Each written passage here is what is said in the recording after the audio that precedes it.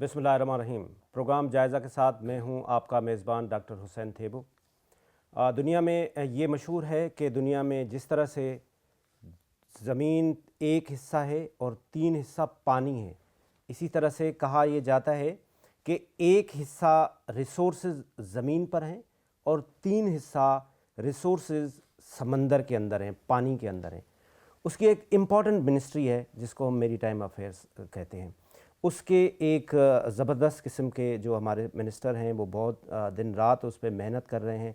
बड़े वो रिच और एक बिज़नेस लीडर हैं और वो पाकिस्तान में उनकी बहुत बड़ी खदमात हैं, लेकिन उन्होंने बड़ी सिग्निफिकेंट इम्प्रूवमेंट लाई है। ख़ास तौर पे हम अगर देखें पोर्ट कासिम पे, उसके बाद केपीटी पे, बाकी जो मेरीटाइम और ब्लू इकानमी पे उन्होंने बड़े ज़बरदस्त किस्म के सिग्निफिकेंट इम्प्रूवमेंट लाए। आज तफसीलन बात करेंगे। हमारे साथ मौजूद हैं कैसर अहमद शेख साहब जो मिनिस्टर हैं मेरीटाइम अफेयर्स के। बहुत बहुत शुक्रिया कैसर साहब आपका। सबसे पहले तो आपके पास आते हैं कि आप थोड़ा बताएं अपने फैमिली बैकग्राउंड। आप तो एक बिज़नेस कम्युनिटी से हैं। चिन्योटी जो कम्युनिटी है वो तो पाकिस्तान की बहुत बड़ी बिज़नेस कम्युनिटी है। वो इतनी ख़तरनाक मिनिस्ट्री में आए और आपने बड़ी सिग्निफिकेंट इम्प्रूवमेंट्स भी लाए हैं। आप अपनी फैमिली बैकग्राउंड बताएं कि आप कहाँ से शुरू किए बिज़नेस और पॉलिटिक्स में कैसे आए। बिस्मिल्लाहिर्रहमानिर्रहीम। डॉक्टर हुसैन साहब, मेरी फैमिली बिज़नेस कोई 1883 में मेरे ग्रेट ग्रैंडफादर चिन्योट से कलकत्ता गए बिज़नेस के लिए। हमारे और भी चिन्योट की फैमिली के और ख़ानदान भी गए। उस वक़्त चमड़े के बिज़नेस की अपॉर्चुनिटी थी क्योंकि मुसलमान ज़्यादातर चमड़े का बिज़नेस में आते थे। तो वो हमारी फैमिली भी वहाँ से चिन्योट से जो कलकत्ता गए, 3 दिन का रेल का सफ़र होता था, तो चमड़े के बिज़नेस में वो शुरू उन्होंने किया। और फिर ग्रेजुअली आगे कलकत्ता के बाद आगरा और मद्रास और फिर पार्टीशन से पहले 1946 में यहाँ मेरे वालिद और चचा कराची भी उन्होंने चमड़े का बिज़नेस ही शुरू किया। तो हमारे और चिन्योट वाले लोग भी क्योंकि एक ट्रेडिशनल एंटरप्रेन्योर्स हैं, वो बिज़नेस में हैं, बहुत से फैमिली हैं, बड़े बड़े ग्रुप हैं पाकिस्तान के। और मुझे वो हमारे बचपन से ही बच्चे को वही दिन रात क्योंकि बातें होती हैं फैमिली में, तो उसका रुझान बिज़नेस की तरफ होता है। तो ये तो मेरा बैकग्राउंड। और फिर मुझे इंटरेस्ट था, मैं अपने स्टूडेंट एज में भी इलेक्शन कंटेस्ट करता था। तालीम कहाँ से ली सर? मैंने जी ग्रेजुएशन किया है चिन्योट से सर, और फिर मैंने एमए किया इकोनॉमिक्स में कराची यूनिवर्सिटी से। अच्छा, एमए किया। अच्छा, तो स्टूडेंट लाइफ में भी आप पॉलिटिक्स में इन्वॉल्व? जी, मैं वहाँ भी इलेक्शन कंटेस्ट करता रहा हूँ। अच्छा। और उसके बाद जब से मैं यहाँ चैम्बर्स में मुझे बड़ा इंटरेस्ट था, मुझे टिकट नहीं देते थे क्योंकि मैं यंग एज में मेरा दिल था कि मैं कराची चैम्बर की नुमाइंदगी करूं। तो पहला इलेक्शन मुझे टिकट नहीं दिया, तो 73 में मैंने इंडिपेंडेंट, 26 साल की उम्र थी मेरी, तो मेरे वाले साहब का बड़ा नाम था बिज़नेस में, तो मैंने इलेक्शन कंटेस्ट किया, हार गया। नहीं, क्योंकि ग्रुप के बगैर इलेक्शन जीतना बड़ा मुश्किल होता था, लेकिन मेरा इंटरेस्ट रहा कंटिन्यूड। और मैं 79 में पहली बार Karachi chamber of commerce industry का इलेक्शन जीता। और 87 में मैं Karachi chamber of commerce industry का माशाल्लाह प्रेसिडेंट इलेक्ट हुआ। और वो उन दिनों में जो मेरे वोट थे वो वोटों का रिकॉर्ड आज तक कायम है। यानी अगर 8 कैंडिडेट 1 से लेके 8 तक बनना होता था तो मैं नंबर फर्स्ट तो था ही, लेकिन नंबर फर्स्ट तो 2 में इतना गैप था जो आज तक उतना बड़ा गैप नहीं हुआ इलेक्शनों में। तो अल्लाह का फजल है, लोग मोहब्बत करते हैं और यही कोशिश शुरू से थी। क्योंकि फिर चाइना में 72 में हम शुरू बचपन यानी मैं बिज़नेस शुरू किया, तो उस वक़्त से यंग एज से 72 में पहली बार चाइना गया। और वहाँ से फिर 50-60 बार मैं चाइना हर साल 2-3 बार जाता था, तो बिज़नेस करते थे। सर मैं आपसे ना ये भी एक लिबर्टी लूँगा कि आप मुझे ये भी समझाएं ना, हमारे मुल्क का मसला है, हम कहते हैं कि हमारा बच्चा बड़ा हो तो बस वो गवर्नमेंट जॉब करे और वो पुलिस में भर्ती हो जाए, वो CSS कर ले।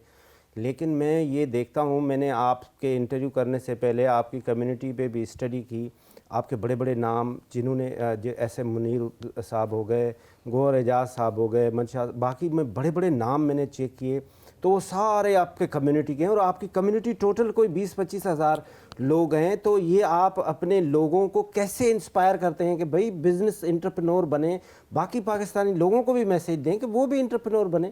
یہ ہم میسیج تو ہر ایک کو دیتے ہیں، دیکھیے نا. اور یہ یہاں جو چیمبر، بات یہ ہے کہ انٹرپرینورشپ بھی ایک تو اس کے خون میں ہوتی ہے. جب بچپن سے ہمیں ہمارے گھروں میں وہی باتیں ہوتی ہیں، اور اس میں دیکھیے نا پروفٹ اینڈ لاس دونوں کو برداشت کرنا پڑتا ہے، رسک لینا پڑتا ہے، پھر ڈیسیژن کرنے پڑتے ہیں. تو اور لوگ بھی اب بن رہے ہیں، لیکن اس میں میں سمجھتا ہوں کہ زیادہ لوگوں کو ادھر آنا چاہیے. ابھی گنجائش نہیں ہے گورنمنٹ کی طرف. ہاں جی بالکل، مطلب اور اس پہ بھی ہم آئیں گے. جو میں آپ کو اب بتاؤں نا، جو دیکھیں نا ہمارے یہاں ہنر نہیں بچے سیکھ رہے، ہنر سیکھیں.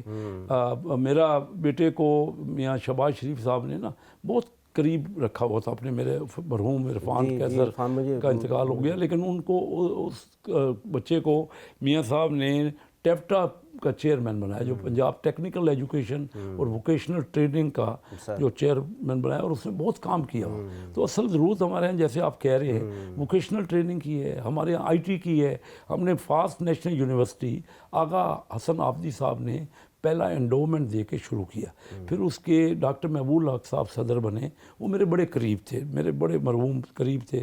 تو انہوں نے مجھے بھی بورڈ پہ لایا آج سے 35 سال پہلے. تو ہم نے وہ چنیوٹ شہر میں فاسٹ نیشنل یونیورسٹی کا بہترین کیمپس بنایا ہے، جس میں پاکستان کا لیٹسٹ کیمپس ہے. پاکستان میں ٹوٹل 5 کیمپس ہیں.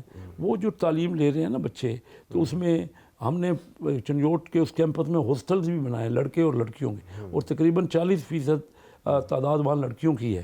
اور دور دور سے وہاں بچے آ رہے ہیں. جو بچہ بھی اس میں پڑھتا ہے، کیونکہ اس نے میرٹ پہ داخلہ لینا ہے. میرا پوتا یا پوتی کا داخلہ میری سفارش پہ، حالانکہ ہمارے فیملیوں نے کافی وہاں فنڈ دیے ہیں، اور میں اس کے بورڈ میں ہوں، بورڈ آف گورنرز میں ہوں، لیکن داخلہ آپ کو پتہ ہے کہ وہاں میرٹ پہ ہوتا ہے. اور پھر جو بچے ہم نے فیصلہ کیا ہے کہ پورے ضلع میں جو لڑکا لڑکی داخل ہو جائے، اگر فیس کا اس کا مسئلہ ہے وہ ہم سب کر دیتے ہیں، کیونکہ ہمارے اللہ نے بڑے وسائل دیے ہوئے ہیں. تو اس سے میں دیکھ رہا ہوں کہ تعلیم جو ہے نا اس سے اتنا بہتری آ رہی ہے. اور وہ جا کے دیکھیں نا IT کی ایکسپورٹ بڑھ رہی ہے پاکستان کی. IT انڈیا نے کتنا ایکسپورٹ میں اضافہ کر لیا. میں ایسی حیران ہوتا ہوں کہ ہمارے یہاں کیوں نہیں ایسی یونیورسٹیاں بنی. لیکن جب پاکستان بنا اس وقت ڈاؤ میڈیکل کالج بھی تھا، اور کنگ ایڈورڈ کالج بھی تھا، ND کالج بھی تھا، اور مغل پورہ کالج بھی انجینئرنگ ایسے، وہ یعنی ٹیکنالوجی ہمارے پاس اس وقت بھی تھی. یہ تو آپ صرف پنجاب کی بات کریں نا، میں تو آپ کو بتاؤں کراچی میں بہت سارے ہمارے جہاں ہم ابھی بیٹھے ہیں، یہاں چنوٹ ہاسپٹل ہے کرنگی میں، بہت سارے آپ کے چنوٹ کمیونٹی. ہمارے یہاں ہم نے اسکول بہت اچھا اسکول، بہت اچھے اسکول آپ نے بنائے ہوئے ہیں. بہت بڑا ہاسپٹل اسٹڈی کر کے آیا ہوں. چنیوٹ والے ویسے دیکھیے نا، کیونکہ اللہ نے ان کو نوازا بھی بہت ہوا ہے، اور مخیر ہے، اور پاکستان سے محبت کرنے والے. زیادہ تر ہمارا جو انویسٹمنٹ ہمارے چنیوٹ والوں کی ہے نا پاکستان کے اندر ہے. پاکستان سے باہر انویسٹمنٹ کو بہت کم لوگ بلیو کرتے ہیں. اچھا، ایک اس میں سلور لائننگ یہ بھی ہے نا کہ آپ ایز اے فیڈرل منسٹر ہیں، آپ کیبنٹ میں ہیں، آپ میاں شہباز شریف صاحب کے کلوز ہیں، تو جو بزنس کمیونٹی آپ کی خاص طور پہ چھوٹے موٹے مسائل ہوں گے، وہ لیگل مسائل ہوتے ہیں، وہ حل کرنے میں بھی ایک آسانی ہوتی ہوگی نا. وہ تو بہت، دیکھیں نا میرے ساتھ وہ بہت قریب ہیں. وہ مجھے بتاتے ہیں کہ کیا مسئلہ ہے. اور دیکھیے نا ہماری جب بھی ہم کیبنٹ میں یہ میٹر ڈسکس کرتے ہیں تو میاں صاحب خود ان معاملات کو جانتے ہیں، شہباز شریف صاحب کو، اور ان کو پتہ ہے. وہ کراچی آتے رہتے ہیں میرے پاس، میرے گھر بھی آئے، اور ویسے بھی جب آتے ہیں بزنس کمیونٹی سے تو ہم ان سے رابطہ کرواتے ہیں. تو ان کا بڑا ڈائریکٹ رابطہ ہے. اور میں بھی کیونکہ بزنس کمیونٹی کے بڑا قریب ہوں، جو بھی کوئی مسئلہ ہوتا ہے اس کو کوشش کر رہے ہیں کہ ہم کیسے آگے لے کے بڑھیں. رائٹ، ایک چھوٹا سا کمرشل بریک لیتے ہیں. کیسر احمد شیخ صاحب ہمارے ساتھ موجود ہیں. ہم نے پہلے پورشن میں کیسر صاحب سے ان کی لائف، ان کی اسٹرگل اور ان کی بزنس کمیونٹی سے وابستگی کی بات کی. اب آئیں گے کہ وہ جو کرنٹ کام کر رہے ہیں پورٹ اینڈ شپنگ میں، بلو اکانومی میں، کہا یہ جاتا ہے کہ پاکستان کی ریڑھ کی ہڈی ہے یہ منسٹری، تو اس میں کیا کیا کام ہو رہا ہے. ایک چھوٹا سا کمرشل بریک.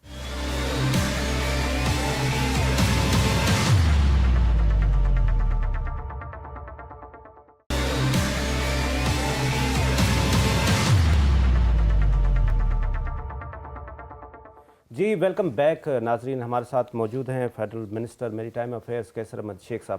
شیخ صاحب اب آتے ہیں آپ کی منسٹری کے اوپر. یہ تو بہت مشکل کام تھا اور بہت بڑی اسٹرگل والا کام تھا، اور آپ نے یہ پروف کیا ہے کہ آپ نے اس ایج میں اس کو دن رات ٹائم دیا ہے.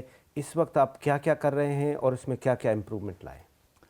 دیکھیے جی، میں نے آپ سے ذکر کیا کہ پاکستان میں نا ریجنل ٹریڈ نہیں ہے، آپس میں ملکوں کی ہماری کم ٹریڈ ہے، زیادہ تر ٹریڈ ہماری بائی سی ہوتی ہے. تو یہ ہمارے پورٹس ہیں جن کے پاس، کیونکہ گوادر کو ہم آگے بڑھانا چاہ رہے ہیں، اور پرائم منسٹر صاحب نے بہت سیریسلی یہ کہا ہے کہ جو بھی پبلک سیکٹر میں آگے امپورٹ اور ایکسپورٹ ہوگی وہ گوادر پورٹ سے ہوگی، تاکہ وہاں بلوچستان کے بچوں کو لیبر کے بھی جابس وہاں ملیں، اور پھر وہاں پہ ٹرانسپورٹ کی بھی بہتری ہو جائے، وہاں ڈیولپ کرے. لیکن ابھی ہمارے پاس 2 پورٹس ہی ہیں جہاں 90% بزنس ہو رہا ہے. تو یہ دونوں پورٹیں اب ہم آئے تو 2023 جون میں کے پی ٹی، جس کے پاس بہت بڑا علاقہ بھی ہے، اور ایک وقت میں کراچی کا کے پی ٹی کا نام ہی کراچی تھا، کراچی پورا سمجھا ہی تھا، کراچی پورٹ ٹرسٹ سے ایک بہت بڑا ادارہ تھا. اب 2023 کے جون میں نے یہ دیکھا کہ صرف 2 ارب روپے نیٹ پرافٹ ہے. مجھے بڑی تکلیف ہوئی، کیونکہ یہاں ہمارے یہاں دیکھیے کوئی 11 ارب روپے کی تو صرف تنخواہیں ہیں. دونوں پورٹیں، یہ پورٹ قاسم بعد میں شروع ہوئی، پورٹ قاسم میں 4 ارب روپے ان کی تنخواہیں ہیں، کے پی ٹی کی تنخواہیں 11 ارب ہیں، اور ایک جتنا بزنس ہے دونوں پورٹوں کا. یہ 2023 جون میں انہوں نے صرف 2 ارب کمایا. 2024 جون میں، جس میں 4 مہینے 5 مہینے ہمارے بھی تھے، تو وہ اس میں یہ پرافٹ 10 ارب ہو گیا ہے. ہم نے کوشش کی، کچھ باہر سے انویسٹمنٹ ہوئی. اب یہ ہم چاہ رہے ہیں کہ ان پرافٹ کو اسی طرح کے، جو پورٹ قاسم ہے اس نے اس سال بہت اچھا 42 ارب روپے کا پرافٹ کیا ہے. پی این ایس سی جو ہے وہ پرافٹ کر رہی ہے، اگرچہ ان کے پاس جہاز کم ہے.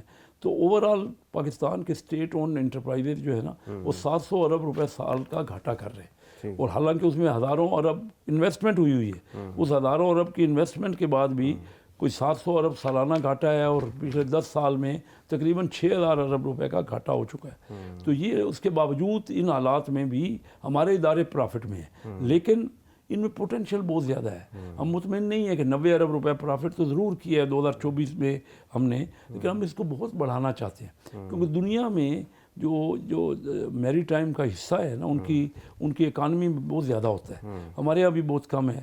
تو ہم ان کو ہر جگہ، اور پوری دنیا اس وقت للچائی ہوئی نظروں سے ہماری طرف دیکھ رہی ہے. اس کے 2 خاص وجوہات ہیں، 2 بڑی امپارٹنٹ تبدیلیاں ہوئیں، جس کی وجہ سے پاکستان بہت دنیا کے نقشے میں میری ٹائم کے حساب سے امپارٹنٹ ہو گیا. نمبر 1 تو یہ ہے کہ سینٹرل ایشیا نے پچھلے 10-15 سالوں میں بڑی فینامنل گروتھ کی ہے، بڑی ترقی کی ہے، اور ان کے پاس پورٹ نہیں ہے اپنے. اور دوسری، ان کا ہمارے پاس گہرا سمندر ہے. ایس اے پی ٹی ابھی نیچرل پورٹ ہے ہمارے پاس، جس میں کیونکہ جہاز پہلے 3-4 ہزار، دوسری تبدیلی میں کہہ رہا ہوں، پہلے جہاز آتے تھے 3-4 ہزار کنٹینر کے، اب جہاز آنا شروع ہو گئے ہیں 20,000-22 ہزار کنٹینر کے. وہ گہرے سمندر میں صرف لنگر انداز ہو سکتے ہیں. تو ہمارے پاس اللہ تعالیٰ نے وہ ہمیں نعمت دی ہوئی ہے. تو وہ اپرچونٹی دیکھتے ہوئے دنیا کی ساری کمپنیاں، بڑی بڑی کمپنیاں پاکستان کو رجوع کر رہی ہیں، اور ہر ایک کہہ رہے ہیں کہ ہمیں آپ اپنا اس میں حصہ دیں، ہمیں فیسلٹیز دیں، ہمیں آپ اس کی کنسیشنز دیں. اچھا، جس طرح سے آپ نے پی این ایس سی کی بات کی، تو میرے ریکارڈ میں وہ صرف پی این ایس سی کے پاس 13 جہاز ہیں. اچھا، اب پھر ہم ایکسپورٹ اور امپورٹ کو اگر کمبائن کرتے ہیں تو یہ ہم $100 بلین سے بھی اوپر چلے جاتے ہیں. ہمارا کسی دور میں $75 بلین ہمارا امپورٹ تھا، 35 ہمارا ایکسپورٹ تھا. اب امپورٹ بہت کم ہو گیا، امپورٹ 40 ہو گیا ہے، اور 40 نہیں، اس وقت بھی 60-65 ہے. 60-65 ہے. اگر وہ اس حساب سے بھی کریں تو $100 بلین کا ہمارا امپورٹ ایکسپورٹ ہے. اس میں ہماری پرسنٹیج کیا ہے؟ ہماری ہمیں تو سینکڑے جہاز چاہیے. وہ سارا مال کتنے اپروکسیمیٹ آپ نے اس کی کوئی ایسٹیمیٹ لگایا؟ میں تو آپ کو یہ کہہ رہا ہوں نا، تقریباً $5-6 ارب 5-6 ارب ڈالر ہم فریٹ کی کاسٹ میں، جو باہر کے جہازوں سے ہمارے مال آ رہے ہیں، وہ 5-6 ارب ڈالر دے رہے ہیں. 5-6 ارب ڈالر خرچ کر رہے ہیں. لیکن اس کے لیے اگر اپنے جہاز بھی لینے پڑیں گے تو بہت پیسہ چاہیے نا، بہت ہیوج انویسٹمنٹ چاہیے. ہمیں جہاز تو ہم سینکڑوں لے سکتے ہیں. ابھی میں ایک کانفرنس میں گیا، ہانگ کانگ کی میری ٹائم کانفرنس تھی، میں کچھ 2 مہینے پہلے وہاں گیا ہوا. تو ایک کمپنی جس کو کوئی ایک ینگ لیڈی چلا رہی 40-45 سال کی، وہ کہہ رہی ہے مجھے میرے والد صاحب کے پاس 100 جہاز ہیں اور میں مینیج کر رہی ہوں، ہانگ کانگ کی کمپنی. تو اندازہ کیجئے کہ پرائیویٹ کمپنی، اور پاکستان کے پاس 12-13 جہاز ہیں. تو بہت اس میں تو گنجائش ہے نا. اچھا، آپ کے پاس بہت بڑے بڑے انویسٹر بھی ہیں، یہ بزنس مین بھی ہیں، آپ کو ان کو اس طرف اٹریکٹ کیوں نہیں کر رہے ہیں کہ یہ اس کام میں آئیں؟ کر رہے ہیں، ٹریک کر رہے ہیں اس طرف، توجہ یہی دلا رہے ہیں. مسئلہ یہ ہے کہ ہمارے ہاں جہاز اگر کوئی پاکستانی فلیگ پہ کوئی کرے گا تو اس کو 18% سیل ٹیکس لگے گا. اور اگر وہ دبئی سے کر لے یا پاناما سے کر لے، وہاں جہاز رجسٹر کرا لے تو اس کو 0 لگے گا. تو ہم یہ کوشش بھی کر رہے ہیں. اور دوسرا یہ جو پرائیویٹائزیشن کو ختم کر کے جو نیشنلائزیشن ہوئی نا، اس وقت میرے اپنے چنیوٹ والوں کے پاس کافی جہاز تھے. اچھا، دوسروں کے پاس بھی تھے. میرا اگلا سوال یہ بھی تھا کہ جس طرح سے آپ نے بھی بتایا نا کہ آپ اگر وہ دبئی سے جا کے کرتا ہے یا باقی ممالک سے کرتا ہے تو اس کو وہ فری پورٹ زون ہے، اور ہمارے ہاں ہم اس پہ کیوں نہیں اٹریکٹ کر رہے ہیں کہ ہم اپنے بزنس کمیونٹی کو کوئی ایسا ایڈوانٹیج دیں جس کے تحت وہ ان کو یہ 18% ٹیکس نہ لگے؟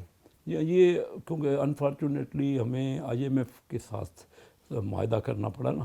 اب پہلے تو وہ SEZ جو ہے نا، جو اسٹیٹ جو فری زونس تھی نا، فری زون جو بن رہا ہے، اسپیشل اکنامک زون جو بن رہے ہیں، جی ہاں، special SEZ special economic zone ہے، اس میں گوادر میں بھی ہم بنا رہے ہیں، اور دوسرے بھی پاکستان میں 6-7 جگہ پہ بن رہے ہیں. تو وہ پہلے اس پہ بھی ٹیکس لگا ہوا ہے تو IMF اجازت نہیں دے رہی تھی. اب ریسنٹلی اس کا کوئی حکومت نے پرسو کر کے ان سے اجازت لی ہے کہ ہمیں یہ SEZ بنانے دیں، اسپیشل اکنامک زون بنانے دیں، تاکہ اس پہ ٹیکس نہ لگے. میں نے یہ بھی حکومت سے کہا ہے کہ وہ کہیں کہ سیل ٹیکس بھی ہمارے یہاں اجازت دے دیں، کیونکہ ہمیں ہر چیز کی IMF سے اجازت لینی پڑتی ہے. انہوں نے پابندیاں لگائی ہوئی ہیں. تو کوشش کر رہے ہیں، انشاءاللہ وہ بھی بہتری ہوگی. اگلے بجٹ تک انشاءاللہ یہ بہتر ہوگا.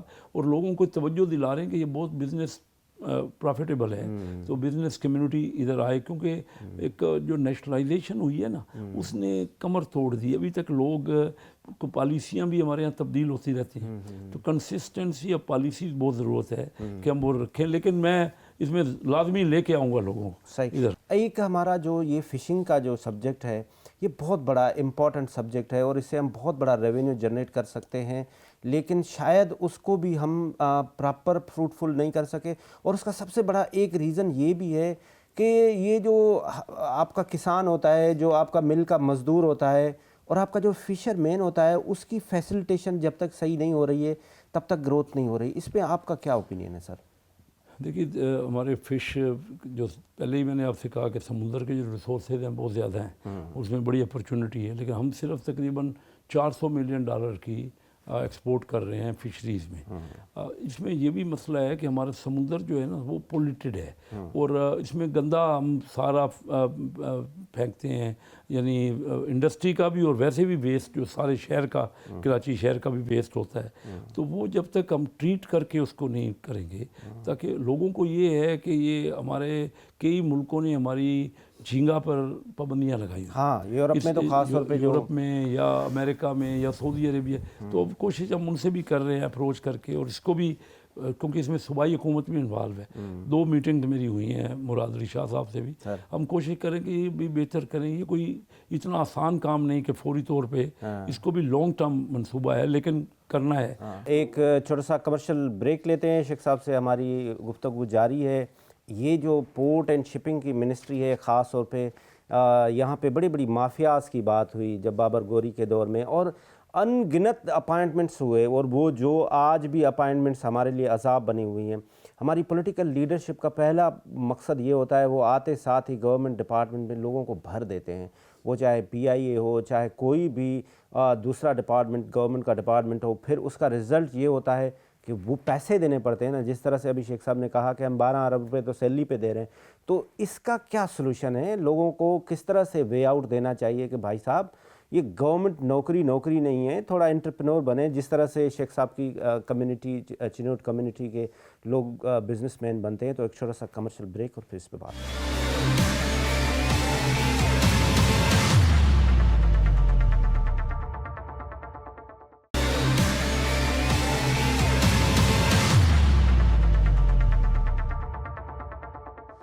جی ویلکم بیک ناظرین. ہماری بات چل رہی تھی قیصر شیخ صاحب سے جو فیڈرل منسٹر ہیں میری ٹائم افیئرس کے. قیصر صاحب جیسے ہم نے بریک سے پہلے بھی بات کی, ہمارے گورنمنٹ کے لوگوں کا مسئلہ منسٹر کا یہ ہے بس آتے ہیں اپنے گاؤں, آپ کے تو گاؤں کے لوگ نہیں ہیں ورنہ تو وہ بھر دیتے ہیں نا پورے.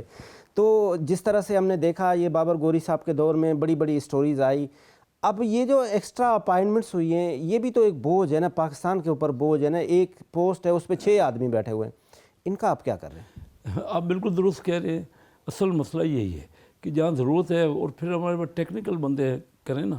دیکھیے میں آپ کو مثال دیتا ہوں, برابر ایکول بزنس ہے کے پی ٹی میں اور پورٹ قاسم میں. جو مال آتے ہیں تقریباً ٹنیج برابر ہے, لیکن یہاں پورٹ قاسم میں 1700 ہمارے پاس امپلائیز ہیں, یہاں 4000 امپلائیز ہیں. اب وہ جو باہر والی کمپنیاں آتی ہیں جو یہاں پہ لیبر بورڈ ہے وہ بھی یہاں ہے اس کے, تو باہر والی کمپنیاں اس سے ہیزیٹیٹ کرتی ہیں. ایک تو پیسہ خرچ کرنا ہے, دوسرا ان کے لیے جو رکاوٹیں پیدا کرنا ہے. تو یہ ساری چیزوں کو مد نظر رکھا ہوا ہے. اب ہم اس کو بالکل بڑی اچھے بورڈ ہم نے بنائے ہیں اور اس کو ہم کنٹرول کریں گے. میں نے دیکھیں نا اوور ٹائم کیا, اگر پہلے اتنے بندے بھی زیادہ ہوں پھر اوور ٹائم اتنا بن رہا ہے جتنی کسی کی تنخواہ ہے اس کا 70-80% اوور ٹائم بن جاتا ہے. کچھ عرصہ پہلے میں ایک چیئرمین کیپٹی سے ملا اور اس نے مجھے سب سے پہلے یہ آرگومنٹس ڈیولپ کیا. وہ بھی فیڈرل سیکرٹری ہیں 22 گریڈ میں ابھی. اس نے کہا یہ ٹرسٹ کے نام سے نہیں چل سکے گا جب تک آپ اس کو بزنس ماڈیول پہ نہیں لائیں گے. یہ کے پی ٹی کا نام ہی چینج ہونا چاہیے. آپ کا کیا اوپینین ہے اس میں؟ اس کی طرف یہ دیکھیں, یہ کیونکہ 1881 میں یہ تو انگریز نے بنایا وہ ٹرسٹ چل رہا تھا. وہ یہ بات اب تبدیلی آ گئی بہت زیادہ. ابھی ریسنٹلی آپ نے یہ دیکھا ہوگا کہ میری ٹائم اتھارٹی یہ بنی ہے نا, یہ ساری پورٹس کو ہم یکجا کر رہے ہیں. ایک پورا جو ہے نا ڈسکشن ہوئی ہے اس پہ, پورا بڑا تھریڈ بیئر آپس میں تمام ادارے شامل تھے. ہمارے ڈیفینس منسٹر اس کے چیئر پرسن تھے کمیٹی کے جو ہم نے بنائی تھی, ٹاسک فورس جو بنائی. آصف خواجہ صاحب. جی ہمارے ڈیفینس منسٹر صاحب خواجہ صاحب جو ہے وہ خواجہ صاحب, تو انہوں نے ان کے سرکردگی میں بنی ہوئی انہوں نے سجیسٹ کیا ہے کہ اتھارٹی ہم بنا رہے ہیں تو وہ تاکہ ایک ہی جگہ پہ تمام پورٹس جو ہے نا ان کو کیا جائے. تو ریفارمز ہو رہی ہیں. پھر ہم کوشش کر رہے ہیں کہ جو ایکسیس ہے, کیونکہ ریل کی ایکسیس نہیں تھی اور ہم زیادہ اس کو امپروو کر رہے ہیں کہ ریل ہماری پورٹوں سے ہی اس کو رستہ ملے تاکہ. اور پھر روڈ کا آپ نے سنا ہوگا کراچی سے سکھر کا موٹر وے نہیں ہے. جب تک ہمارے پاس رستے نہیں ہیں, آپ کو پتہ ہے کہ 1946 میں جاپان میں سیکنڈ ورلڈ وار کے بعد تباہ ہو گئی, بہت زیادہ تباہی ہوئی. 14 سال بعد انہوں نے بلٹ ٹرین بنا لی, کھڑے ہو گئے جو 10 سیکنڈ لیٹ نہیں ہوتی. ہم آج 100 سال پرانی ریل ہے, وہ آپ کی اس کی سپیڈ اور اس کا وہ دیکھ رہے ہیں. تو ہمیں ماڈرنائز کرنا ہے نا اپنے آپ کو. اسی طرح روڈز ہیں. تو یہ جو سارا آپ کا رستہ ہے, کیونکہ ایک ہی میں نے کہا 90% بزنس تو آپ کا سمندر سے ہو رہا ہے, امپورٹ ہو یا ایکسپورٹ ہو. تو اس کے لیے آپ کو اپ کنٹری جانے کے لیے اچھے رستے چاہیے, اچھی ریل کا. تو یہ سکھر اور کراچی کا کب تک, یہ میں نے ابھی کل بھی کہیں پڑھ رہا تھا کہ اس پہ انیشیٹو وزیر اعظم نے لیا ہے اور یہ سون بن جائے گا. تو آپ کے نالج میں کوئی؟ ابھی دیکھیں نا, اس تمام چیزوں کے لیے پاکستان پہلے ہی بہت بڑا مقروض ہے.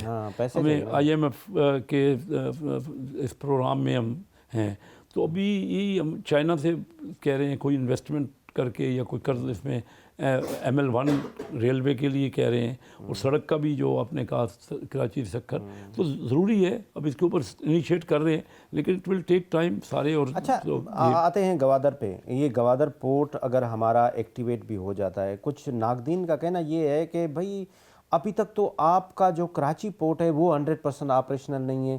اگر آپ گوادر پورٹ کو آپریشنل بنائیں گے بھی تو اس سے بینیفٹ کیسے لیں گے؟ زیادہ تر گوادر پورٹ جو ہے نا, وہ میں یہ سمجھتا ہوں کہ سینٹرل ایشیا کے لیے جو ہمارا ٹرانزٹ ہوگا نا, یا وہ ایکسیس اس کو زیادہ ایکسکلوسیونیس ادھر سے ہے. کیونکہ چائنا کا بھی اپنا بھی چائنا کا جو ہے ویسٹرن چائنا کا ان کا بڑا انٹرسٹ ہے اس میں جو کہ وہاں ان کو ایکسیس ملے.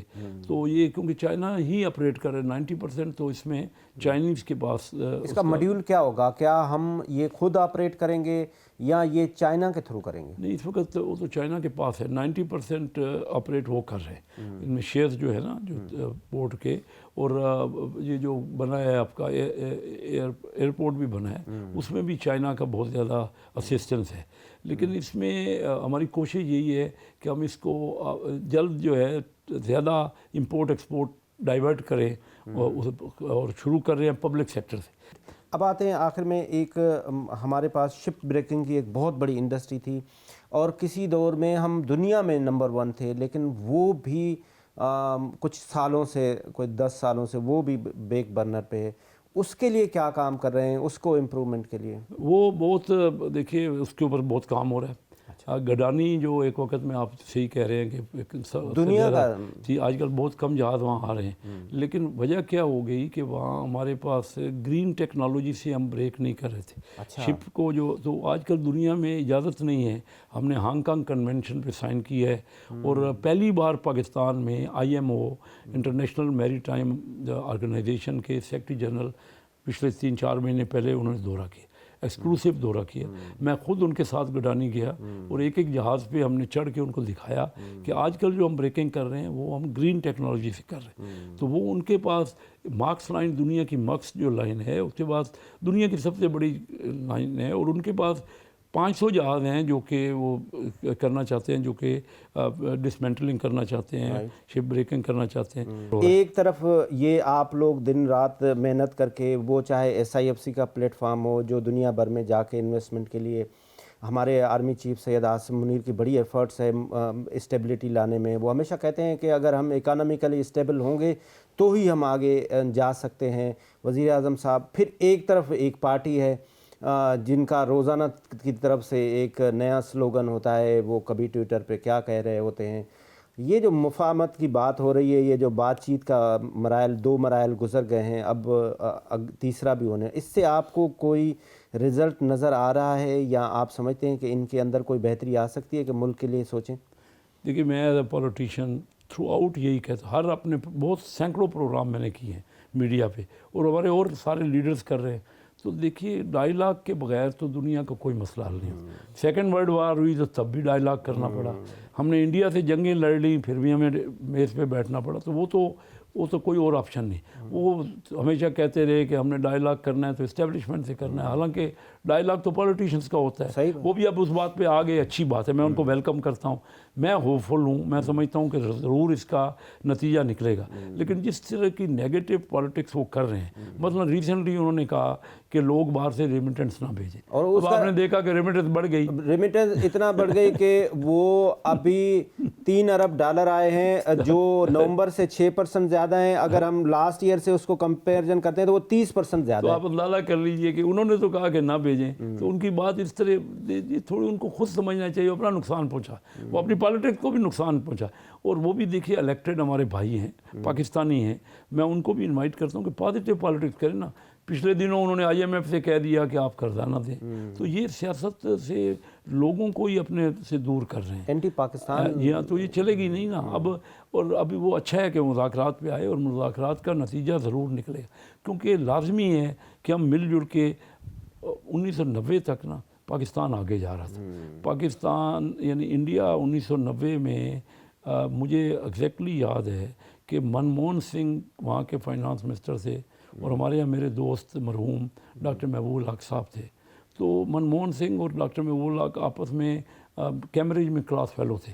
وہ فون کر کے پوچھتے تھے ڈاکٹر صاحب سے کہ پاکستان آگے جا رہا ہے پاکستان، اور ہمیں بتائیے کہ کس طرح آپ کا گر کیا ہے. یعنی انڈیا اس وقت 4 گنا اکانومی تھی، حالانکہ ان کی پاپولیشن 6 گنا ہے. ہمارا پر کیپیٹا 50% زیادہ تھا انڈیا سے.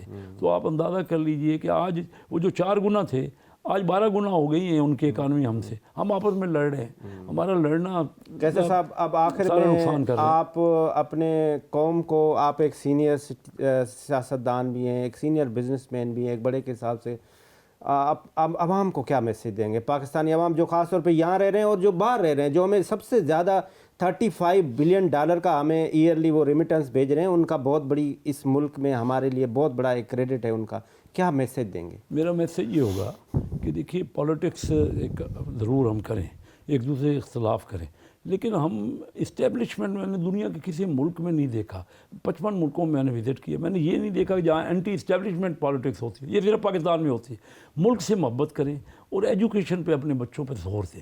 ایجوکیشن ہر جگہ میں نے دیکھا ہے، جس ملک نے ایجوکیشن لی ہے وہی ہنر سیکھا ہے۔ ہم ٹریڈیشنل ایجوکیشن کی بجائے بھی ہنر مندی والی یا ٹیکنیکل ایجوکیشن میں جائیں اور ہم محنت سے کام کریں۔ پاکستان میں بے تحاشا بے مثال پوٹینشل ہے۔ جو لوگ یہاں آتے ہیں نا، جو ایمبیسڈرز ہیں اور ان کی فیملی یہاں ہوتی ہے، وہ پاکستان سے واپس ہی نہیں جانا چاہتے کہ یہاں جو پاکستان، اور باہر صرف آپ کا پرسیپشن جو ہے نا انہوں نے خراب پاکستان، یہاں جو پاکستان میں آتا ہے وہ ریئل پاکستان دیکھتا ہے تو کنونس ہوتا ہے۔ تو ہمیں اپنے ملک سے سب سے زیادہ تو ہمیں اپنے ملک کو آگے بڑھانا ہے۔ یہی میرا میسیج پاکستانیوں کو بھی ہے، باہر بھی ہے۔ یہ پارٹیاں جو ہے وہ تو رائٹ ہے، وہ ایک دوسرے کے خلاف ضرور کریں، لیکن ملک کی مخالفت نہ کریں نا، ملک کے لیے تو محبت سب مل کے کریں۔ صاحب آپ کا بہت بہت شکریہ، آپ نے ہمیں ٹائم دیا۔ اس کے ساتھ آج کا پروگرام ختم ہوا، اس میسیج کے ساتھ کہ ملک کے جتنے بھی ادارے ہیں وہ ہمارے ادارے ہیں، ہمیں پاکستانی، ہمیں اس بات پہ فخر ہونا چاہیے، وہ چاہے کوئی بھی انسٹیٹیوشن ہے، ہمیں اس انسٹیٹیوشن کو سپورٹ کرنا چاہیے۔ وہ انسٹیٹیوشن میری ٹائم کا ہو، وہ انسٹیٹیوشن آرمی کا ہو، یا وہ انسٹیٹیوشن فارن افیئرس کا ہو، ہم پاکستانی مل کے اپنے انسٹیٹیوشن کی اگر برائی کریں گے باہر بیٹھ کے تو وہ اپنے آپ کو ہی نقصان ہے، پاکستان کو ہی نقصان ہے۔ تو ہمیں اپنے لیے سوچنا چاہیے اور ہمیں کلیکٹیولی اپنے پاکستان کے لیے پہلے سوچنا چاہیے۔ خدا حافظ، پاکستان زندہ باد۔